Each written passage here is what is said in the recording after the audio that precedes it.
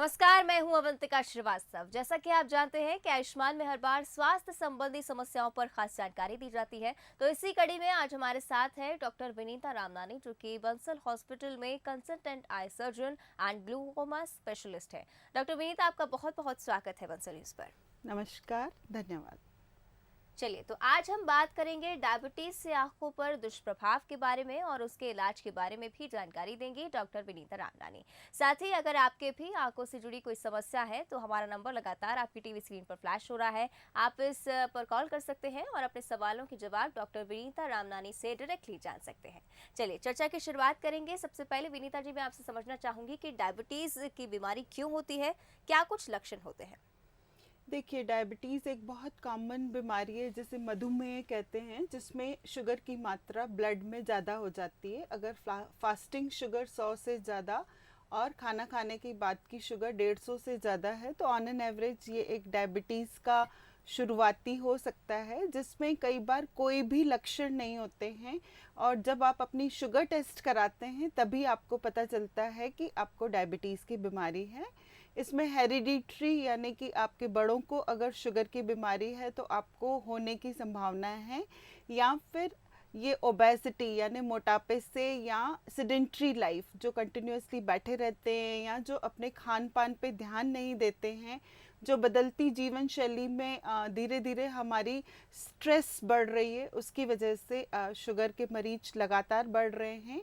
और लक्षणों की बात करें तो लक्षणों में ऐसा होता है कि कुछ मरीजों को धुंधला दिखाई देता है, कुछ लोगों का वज़न घटने लगता है, प्यास खूब लगने लगती है, भूख ज़्यादा लगने लगती है, और कई बार उनको यूरिन के लिए भी बार बार उठना पड़ता है, रात में भी।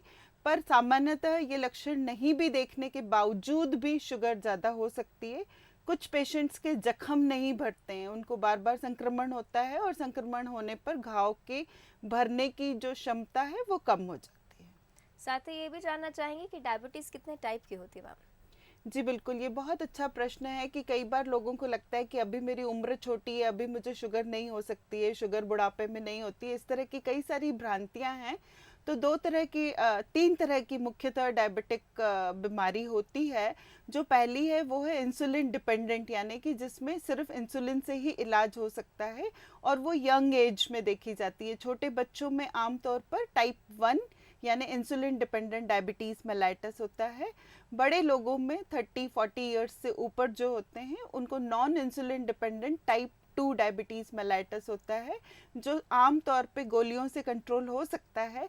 मगर अगर शुगर बहुत ज़्यादा लेवल में हाई हो जाती है, जैसे 400-500 शुगर है, तो कई बार गोलियों के साथ में इंजेक्शंस भी देने पड़ते हैं। और जो थर्ड वैरायटी है वो है ड्रग इंड्यूस्ड, कि आपने स्टेरॉइड्स लिए तो उस समय टेम्परेरीली, अभी कोविड के टाइम पे बहुत सारे लोगों को टेम्परेरीली शुगर हाई हो गई, और प्रेगनेंसी के दौरान डायबिटीज़ होने की संभावनाएं बढ़ जाती है, जिसे प्रेगनेंसी इंड्यूस्ड डायबिटीज़ मेलाइटस कहते हैं।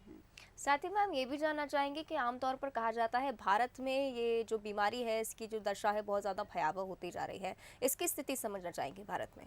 बिल्कुल, हम सबको ये समझना चाहिए कि पूरे विश्व में डायबिटीज़ के नंबर्स लगातार बढ़ रहे हैं, और इंडिया को डायबिटीज़ का कैपिटल कहा जाता है। मतलब यहाँ पे जो नंबर्स है वो कई गुना ज़्यादा है, क्योंकि हम लोग अपने शारीरिक हेल्थ और मानसिक हेल्थ की तरफ ध्यान नहीं देते हैं। जब तक कि वो बीमारी बहुत आगे नहीं बढ़ जाती, हम कोई प्रिवेंटिव ट्रीटमेंट या एक रेगुलर हेल्थ चेकअप की तरफ या एक शरीर की तरफ हम अपना ध्यान नहीं देने की वजह से, और सबको ये लगता है कि कड़वा खाने की वजह से या ये 2 रुपए की गोली खाने से शुगर कंट्रोल हो जाएगी, ऐसे करके कहीं ना कहीं हम अपने डायबिटीज़ को बढ़ाते चले जाते हैं, और जब उसके कॉम्प्लिकेशंस पूरी बॉडी में हो जाते हैं तब हम अपनी शुगर को कंट्रोल करना शुरू करते हैं। अगर मैं आंकड़ों की बात करूं तो 2017 में 7.2 करोड़ लोग थे जिनको डायबिटीज़ की बीमारी थी, लेकिन अभी इसकी जो स्थिति है वो बहुत विकट होती जा रही है, कि लगातार बढ़ते हुए नंबर्स से ये प्रिडिक्शन है कि 2045 में ये 2 गुने से भी ज़्यादा होके 13.4 करोड़ पे पहुंच जाएगी। तो इतनी तेज़ी से अगर हम बढ़ते रहे तो उसके कॉम्प्लिकेशंस भी बढ़ते चले जाएंगे, और ये जो कॉम्प्लिकेशंस हैं वो ज़्यादा खतरनाक होते हैं।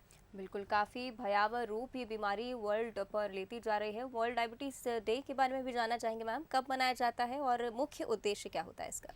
बिल्कुल, डायबिटीज़ की अवेयरनेस, जन जागरूकता के लिए और उसके कॉम्प्लिकेशन से बचने के लिए पूरे विश्व में डायबिटिक डे मनाया जाता है, जिसे वर्ल्ड डायबिटिक डे बोलते हैं। और 2000 अ, ये कई सालों से मनाया जाता है। और इस साल की जो थीम थी वो है कि डायबिटीज़ केयर अभी नहीं तो फिर कब। तो हम्म। ये जो डायबिटीज़ की केयर है वो हम सब तक पहुंचना चाहिए, और ये 14 नवंबर को हर साल मनाया जाता है। साथ ही मैम आपने जिक्र किया कि डायबिटीज़ एक हेरिडिटरी डिसीज़ है और आगे आने वाली जनरेशन में भी इसके खतरा बना रहता है। उससे सावधानी बरतने के लिए क्या कुछ कर सकते हैं? सबसे ज़्यादा इम्पॉर्टेंट है कि अगर हमारी फैमिली हिस्ट्री है, अगर आपके पेरेंट्स को या दादा दादी को या चाचा जी को या जो फर्स्ट डिग्री ब्लड रिलेटिव्स हैं उनको ब्लड शुगर है, तो आप अलर्ट हो जाइए। आप अपने खान पान का बिल्कुल ध्यान रखिए, नियमित शुगर की टेस्ट कराइए, क्योंकि बिना टेस्ट किए हुए आपको पता ही नहीं चलेगा कि शुगर की बीमारी आप में कब शुरू हो गई। और वेट बहुत कंट्रोल रखना है। संयमित भोजन के अलावा व्यायाम या वॉक कोई भी बहुत ज़्यादा ज़रूरी है। और इम्पॉर्टेंट है कि ब्लड शुगर टेस्ट को आप ट्रैक करिए। ऐसा ना हो कि आपने टेस्ट ही नहीं कराई और बस बोलते रहे कि मुझे तो कोई शुगर की बीमारी नहीं है, क्योंकि मुझे कोई सिम्टम्स नहीं है। तो हम्म। जिन लोगों को हेरिडिटरी है उनको ज़्यादा अवेयर होना पड़ेगा। उनको अपनी नियमित सालाना जांच के अलावा अपनी स्वस्थ जीवन शैली को अपनाना पड़ेगा, क्योंकि व्यायाम और खान पान ये दो मुख्य स्तंभ हैं डायबिटीज से बचने के लिए या डायबिटीज को कंट्रोल करने के लिए। साथ ही मैम मुख्य तौर पर डायबिटीज़ के दुष्प्रभावों के बारे में आपसे जानना चाहेंगे। किस तरह के ऑर्गन डैमेजेस इस बीमारी में हो सकते हैं और आंखों पर मुख्य रूप से क्या प्रभाव पड़ता है? अवंतिका, ये बहुत ज़रूरी है, क्योंकि डायबिटीज़ से कई बार कोई भी लक्षण या सिम्टम्स नहीं होते हैं, और कई बार पेशेंट्स को पता ही तब चलता है जब उनके बॉडी में साइड इफ़ेक्ट्स होते हैं।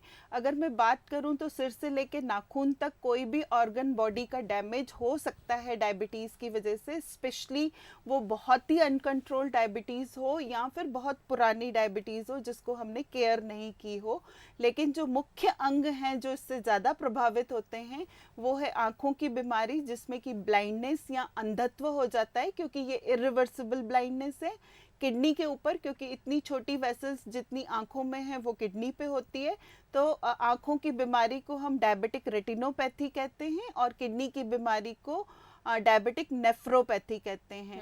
और जो थर्ड होता है वो होता है न्यूरोपैथी, यानी जहाँ पे आपकी नर्व्स हैं। तो बेसिकली वो कई बार छोटी नर्व्स जो पैरों में होती है, तो इसकी वजह से डायबिटिक फुट बहुत कॉमन है। तो ये 3 मेजर कॉम्प्लिकेशंस देखने को मिलते हैं। इसके अलावा ब्रेन में स्ट्रोक हो सकता है, हार्ट अटैक हो सकता है, जहाँ पे भी ब्लड सप्लाई या उससे जुड़ी हुई चीज़ें हैं वो खराब होने की संभावनाएं रहती है शुगर से। डॉक्टर विनीता, आपने पहले जिक्र किया कि डायबिटीज़ 3 प्रकार की होती है और कई बार ऐसा होता है कि लक्षण नहीं दिखाई देते हैं। सबसे ज़्यादा कौन सी टाइप की डायबिटीज़ में आंखों पर दुष्प्रभाव की संभावना रहती है, और अगर लक्षण नहीं दिखते हैं आंखों में तब क्या किया जाए? देखिए, जो आँखों की बीमारी है उसमें लगातार चश्मे का नंबर चेंज होता रहता है या बदलता रहता है, या आँखों के आगे धुंधलापन रहता है, तो ये एक सिग्नल है कि आप आई चेक कराएं। उसके अलावा आँखों में रूखापन होता है, आँखों में कई तरीके के संक्रमण होते हैं, मोतिया बिंदु और कांच बिंदु बढ़ती उम्र के साथ आ जाते हैं, और डायबिटिक रेटिनोपैथी जिसकी आप जिक्र कर रहे हैं कि उसमें शुरुआती दौर में कोई लक्षण नहीं होते हैं। तो ऐसे में हमें अपनी आँखों की सालाना जांच कराना चाहिए। जैसा कि आपने पूछा कि टाइप 1 या टाइप 2 में कौन ज़्यादा रिस्क पे है, तो टाइप 1 डायबिटीज़ वाले पेशेंट्स ज़्यादा रिस्क पे हैं, क्योंकि उनको बचपन से ही डायबिटीज़ की बीमारी होती है, और बढ़ती उम्र के साथ में ये बीमारी के लक्षण और बढ़ते चले जाते हैं। स्पेशली अगर 5 साल पुरानी बीमारी है तो लगभग 50% लोगों को आंखों में साइड इफ़ेक्ट होने की संभावनाएं रहती है, और 10 साल पुरानी डायबिटीज़ की बीमारी हो गई तो लगभग 70% लोगों को आंखों में साइड इफ़ेक्ट्स आ सकते हैं, और 20 साल पुरानी बीमारी में तो लगभग 100% लोगों को आंखों में डैमेज होने का खतरा रहता है। इसलिए टाइप 1 डायबिटीज़ वाले पेशेंट्स को अपनी आंखों की सालाना जांच कराना चाहिए। सेम हालत टाइप 2 डायबिटीज़ पेशेंट्स की भी है, लेकिन उनके आंकड़े थोड़े से कम हैं। टाइप 2 डायबिटीज़ पेशेंट्स 5 साल में लगभग 30 to 35% पेशेंट्स में होता है, और 50% पेशेंट्स में अबाउट 20 ईयर्स। इतनी ओल्ड डायबिटीज़ हो तब जाके होता है। बिल्कुल, चलिए इसी बीच में हमारे दर्शकों को एक बार फिर याद दिला दूं कि अगर आपके भी आंखों की समस्याओं से जुड़े कुछ सवाल हों तो लगातार हमारे नंबर टीवी स्क्रीन पर फ्लैश हो रहे हैं, आप उन पर कॉल कर सकते हैं और अपना सवाल डायरेक्टली डॉक्टर विनीता जी से पूछ सकते हैं। मैम, चर्चा को आगे बढ़ाएंगे। आपने बताया कि आंखों पर काफ़ी सारे दुष्प्रभाव होते हैं, अगर इनको लंबे समय तक इग्नोर किया जाए तो क्या कुछ कॉम्प्लिकेशंस आगे जाकर देखने को मिलते हैं? ये बहुत ज़रूरी है क्योंकि शुरुआती दौर में पेशेंट को बराबर से दिखता रहता है और वो अगर अपनी सालाना पर्दे की यानी कि रेटिना की जांच नहीं करा रहा है, जिसमें कि हम आंखों में ड्रॉप्स डाल के आपकी रेटिना की टेस्ट करते हैं कि कहीं रेटिना आपकी लीक तो नहीं कर रही है। अगर रेटिनल वेसल्स लीक करती है तो पर्दे के ऊपर कमज़ोर खून की नलकियां और धब्बे आ जाते हैं। शुरुआत में ये धब्बे इतने कम होते हैं कि आपको रोशनी का कोई भी अंतर नहीं आता है। अगर वो धब्बे लगातार बढ़ते चले जाते हैं या पर्दे के ऊपर सूजन आ जाती है, इस केस में मरीज को कम दिखता है। लेकिन ये जो स्टेज है वो थोड़ी सी लेट वाली स्टेज है, जिससे हमको उस समय हम बीमारी की रोकथाम कर सकते हैं पर आपकी खोई हुई रोशनी को वापस नहीं दे सकते। तो अगर आपको अपनी रोशनी को प्रिजर्व करना है तो सालाना रेटिना टेस्ट कराना चाहिए, न कि जब आपकी विजन कम हो जाए और आप नॉन प्रोलिफरेटिव या प्रोलिफरेटिव डायबिटिक रेटिनोपैथी वाली स्टेज में आ जाएं जिसमें आपकी विजन ऑलरेडी कम हो चुकी है। तो हम आपकी गई हुई विजन को वापस नहीं ला सकते, लेकिन आगे की रोकथाम के लिए आपको इंजेक्शंस और लेजर के द्वारा इलाज कर सकते हैं। बिल्कुल, यानी कि पहले से ही तमाम प्रिकॉशंस लेना काफ़ी ज़्यादा ज़रूरी है। इसी बीच हम आपको बता दें कि एक कॉलर हार्दिक हमारे साथ नीमच से जुड़ चुके हैं। हार्दिक, आप अपना सवाल पूछ सकते हैं। हाँ, हेलो। हाँ जी। हाँ मैम, मेरे को एक तो बच्चे के लिए सवाल पूछना है कि उसके पिछले 2 महीने से आँख के ऊपर सूजन आ जाती है और उस आँख के ऊपर सूजन आने के बाद उसके पूरे चेहरे पर सूजन आ जाती है। सर, बच्चे को डायबिटीज़ है, उसकी उम्र कितनी है? 1 साल है मैम। 1 साल के बच्चे को आँख में और चेहरे पे सूजन आना मेनली डायबिटीज़ तो नहीं हो सकता। ये एक एलर्जी की बीमारी हो सकती है कि किसी चीज़ से उनको एलर्जी हो। तो एक बार आप आई टेस्ट करा लें कि कई बार हम बच्चों को नए कपड़े पहनाते हैं या उनको जो पाउडर या जो भी कॉस्मेटिक्स लगाते हैं उसकी वजह से एलर्जी होने के ज़्यादा चांसेस रहते हैं। तो आप पेडियाट्रिशियन को या आई डॉक्टर को एक बार ज़रूर दिखा दें। चलिए, आशा करते हैं कि हार्दिक को उनका जवाब मिल गया होगा। डॉक्टर विनीता, हम चर्चा को आगे बढ़ाएंगे। दुष्प्रभावों के बारे में हम चर्चा कर रहे थे, तो मोतियाबिंद का भी आपने जिक्र किया, इसको थोड़ा सा विस्तार से समझना चाहेंगे। देखिए, मोतियाबिंदु जो है एक ये उम्र की निशानी है जिसमें हमारी जो आँख के अंदर का लेंस है वो धुंधला हो जाता है। जैसे कि अगर मैं एग्जांपल दूं तो आपकी घड़ी का कांच धुंधला हो रहा है, और जबकि डायबिटीज़ रेटिनोपैथी जो है वो रेटिना यानी कि आपकी घड़ी के डायल को ख़राब करती है। तो डायबिटिक पेशेंट्स में दोनों होने की संभावना रहती है कि मोतियाबिंदु भी जल्दी आ जाएगा और वो तेज़ी से बढ़ेगा और हार्ड हो जाएगा, और डायबिटिक रेटिनोपैथी यानी कि रेटिना पे भी डैमेज होगा। तो अगर किसी पेशेंट को डायबिटीज़ है तो वो अपनी कंप्लीट आई टेस्ट करा के दोनों का ट्रीटमेंट ले सकते हैं, कैटरेक्ट का भी और डायबिटीज़ के रेटिनोपैथी के चेंजेस हों तो उनका भी ट्रीटमेंट ले सकते हैं। साथ ही मैम, आपने डायबिटिक रेटिनोपैथी के बारे में जानकारी दी, समझना चाहेंगे इसको विस्तार से, क्या होती है बीमारी, किस तरह से इसका उपचार होता है? देखिए, जो डायबिटिक रेटिनोपैथी, जैसे अभी मैंने बताया कि जो रेटिना की जो वेसल्स हैं वो लीक करने लगती है, क्योंकि जो डायबिटीज़ है उसमें जो छोटी वेसल्स होती हैं वो उनकी दीवारें कमज़ोर हो जाती है और उनका जो ब्लड नॉर्मली वो ब्लड वेसल के अंदर होना चाहिए वो बाहर पर्दे पे बिखर जाता है। शुरू में लाल धब्बे आते हैं, छोटे छोटे धब्बे होते हैं और नंबर्स कम होते हैं, जिसको हम बैकग्राउंड डायबिटिक रेटिनोपैथी कहते हैं। पर अगर अपन ने शुगर कंट्रोल नहीं की तो फिर ये धब्बे और बढ़ते चले जाते हैं, क्योंकि लीक ज़्यादा होने से ये धब्बों की साइज़ बढ़ जाती है, नंबर्स भी बढ़ जाते हैं और इनके साथ में येलो कोलेस्ट्रॉल के धब्बे भी आने लगते हैं, जैसे हम एक्सुडेट्स कहते हैं। और फिर धीरे धीरे करके ये जो लीक है वो रेटिना के लेयर्स के बीच में चला जाता है, जिसे मैक्युलर एडीमा यानी कि पर्दे की सूजन कही जाती है। ये non proliferative stage of diabetic retinopathy है। यहाँ तक हम बीमारी को कंट्रोल कर सकते हैं, रोशनी को बचा सकते हैं।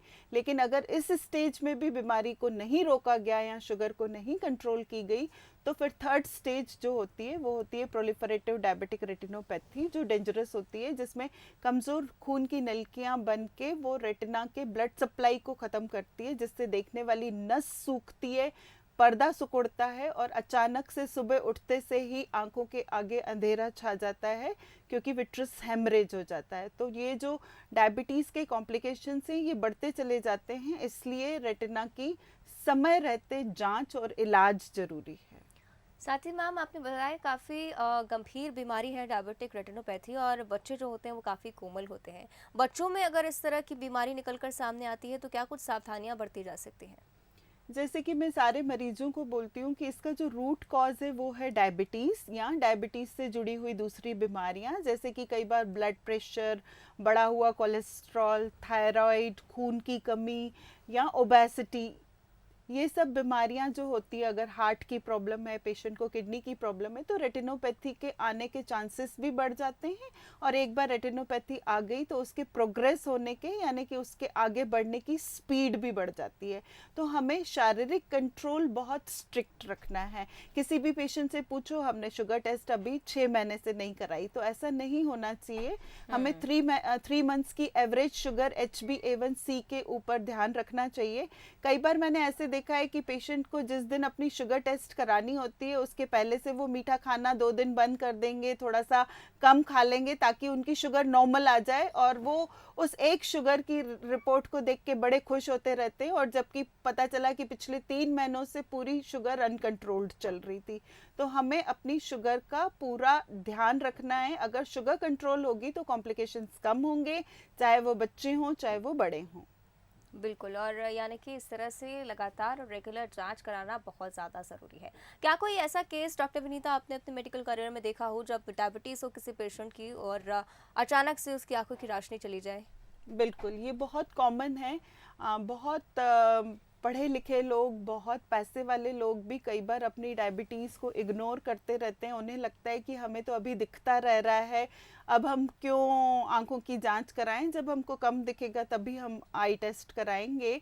तो एक मेरे जहन में एक पेशेंट हैं जो अच्छी स्कूल में ओनर थी, और उनको अचानक से दिखना कम हो गया आँख से। तब उनको पता चला कि आँखों में ब्लीडिंग हो गई है, क्योंकि उनकी आँखों की जो रेटिना थी वो पहले से ही डैमेज थी, जिनका उन्होंने समय रहते इलाज नहीं कराया। तो दोनों आँखों में ब्लीडिंग होने की वजह से उनकी नसें सूख गई। हालांकि हमने बहुत प्रयास किया कि उनकी रोशनी थोड़ी सी भी वापस आ जाए, लेकिन एक आँख में थोड़ी बहुत रोशनी कुछ समय के लिए रही, पर उनको फिर डायलिसिस भी कराना पड़ता था क्योंकि उनकी किडनी भी डैमेज हो चुकी थी। तो मैं ये कहना चाहूँगी कि जो लोग डायलिसिस पे हैं उनको अपनी आँखों की जांच जरूर कराना चाहिए, क्योंकि किडनी और आँखें ये दोनों पैरेलल चलती है डायबिटीज़ वाले पेशेंट्स में। तो जिन लोगों का डायबिटीज़ चल रहा है, उनके पास डायबिटीज़ है, उनको अगर डायलिसिस चल रहा है तो उनके पास डायलिसिस या किडनी ट्रांसप्लांट का ऑप्शन है। लेकिन आँख की रोशनी चली गई तो आँख ट्रांसप्लांट इसमें बिल्कुल काम नहीं आती है। तो इसलिए समय रहते मरीज को जागना ज़रूरी है और आँखों को तवज्जो देना है। अगर आँखों की रोशनी चली गई फिर डॉक्टर के पास गए तो कई बार हम लोग उस रोशनी को वापस नहीं ला सकते। इसलिए समय रहते आँखों की जांच और उपचार ये बहुत ज़्यादा ज़रूरी।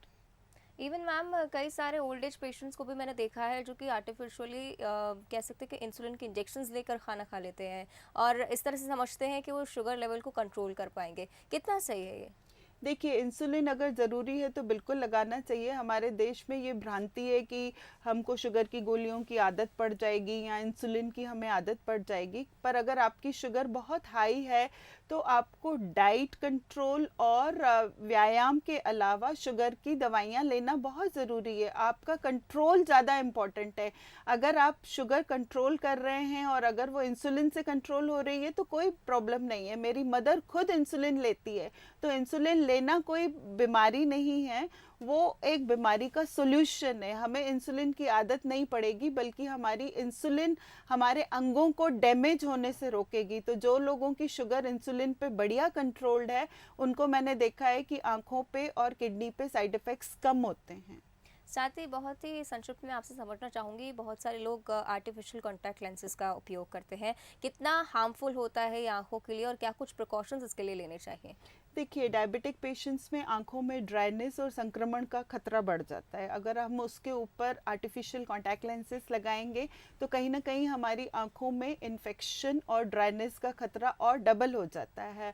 तो जो पेशेंट्स ऑलरेडी डायबिटिक हैं उनको केयरफुल होकर अपने कॉन्टैक्ट लेंसेज को यूज़ करना चाहिए। उनको जब उनको कहीं पार्टी में जाना हो उस समय वो थोड़ी देर के लिए वो कॉन्टैक्ट लेंसेज लगाएं, फिर प्रॉपरली निकाल के क्लीन करके और एंटीबायोटिक और लुब्रिकेटिंग ड्रॉप्स का इस्तेमाल करें और डॉक्टर के निर्देश के अनुसार ही कॉन्टैक्ट लेंसेज यूज़ करें। न कि जो ऑप्टिकल डिस्पेंसिंग होती है उनको आंखों के बारे में नॉलेज नहीं होता है। कई बार मैंने देखा है कि डायबिटिक पेशेंट्स भी जाके चश्मे का नंबर ऑप्टिकल स्टोर से ले लेते हैं। तो ऑप्टिकल स्टोर वाले आपकी रेटिना की टेस्ट बिल्कुल नहीं करते हैं। तो आपको लगता है कि मैंने तो आई टेस्ट करा लिया, मुझे कोई प्रॉब्लम नहीं है।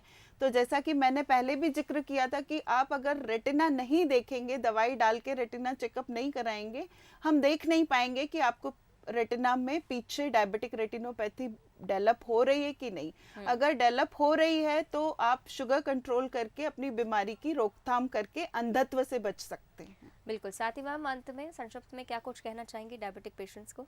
मैं यही कहना चाहूँगी कि जागो मरीज जागो, कहीं भी भ्रांतियों के चक्करों में न पड़े। कोई भी ये बोल दे कि नहीं आपको शुगर की गोली नहीं खानी है तो प्लीज़ आप ऐसा मत करिए। अपनी शुगर को ज़रूर कंट्रोल रखिए, शुगर की दवाइयाँ प्रॉपर समय पर लेते रहिए और व्यायाम और स्वस्थ जीवन शैली, खान पान, जैसा कि मैंने बताया ये 2 मेन स्तंभ हैं, उनकी तरफ ध्यान देके सालाना आंखों की जांच कराएं और डायबिटिक रेटिनोपैथी होने पर आप डॉक्टर के संपर्क में जरूर रहें।